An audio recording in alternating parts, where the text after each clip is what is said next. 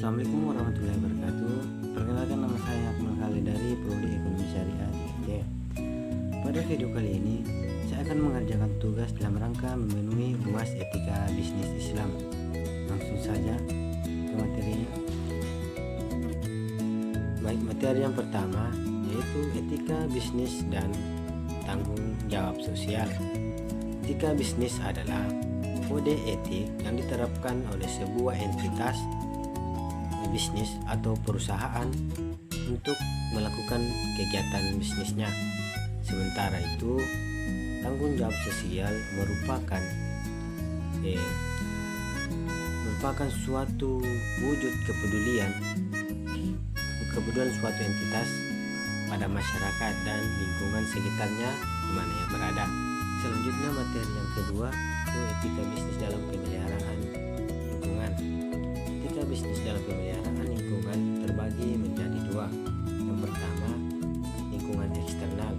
Lingkungan eksternal ini mencakup semua faktor atau pihak-pihak yang berada di luar bisnis atau perusahaan.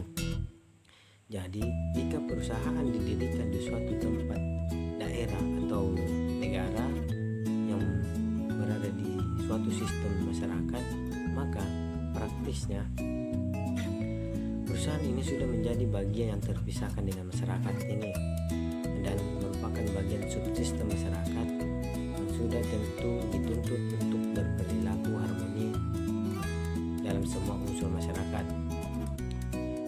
Dan yang kedua, lingkungan internal. Lingkungan internal ini mencakup sejumlah faktor, variabel atau atribut yang mengikat pada variabel atau faktor tersebut yang berada di lingkungan bisnis dan cukup langsung mempengaruhi bisnis, antara lain tenaga kerja, modal, alat-alat, sistem manajemen, sarana dan prasarana yang sudah disediakan oleh perusahaan. Selanjutnya, materi yang ketiga yaitu implementasi etika bisnis Islam dalam masyarakat Islam. Yang pertama, peran negara. Peran negara berperan sebagai pembuat aturan dan sebagai masyarakat sudah tentu akan mengikutinya. Dan yang kedua, institusi hizbah. Institusi hizbah ini berperan sebagai mengawasi praktek-praktek yang menyimpang di pasar dari ajaran Islam. Dan yang ketiga, kontrol masyarakat.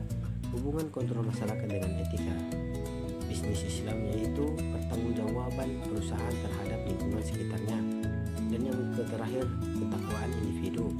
Sebagai manusia, kita sudah tentu dapat mengetahui apa yang pantas dilakukan dan apa yang tidak pantas dilakukan, atau bisa membedakan baik dan buruk. Selanjutnya, materi yang keempat itu persaingan dalam bisnis Islam. Dalam ajaran Islam, setiap muslim yang berbisnis sudah dianjurkan untuk melakukan persaingan bisnis secara sehat, adil, berperilaku baik, serta simpatik dan tidak melakukan kecurangan. Hukum persaingan bisnis dalam Islam terdapat pada surah An-Nisa ayat 29 tentang transaksi umum yang membahas tentang perdagangan. Yang terakhir yaitu transaksi bisnis dengan menggunakan alat komunikasi. Terbagi atas akad dalam bisnis Islam, akad dengan alat transportasi, lisan atau telepon, dan akad transfer lisan. Sekian, kurang lebihnya mohon dimaafkan. Assalamualaikum warahmatullahi wabarakatuh.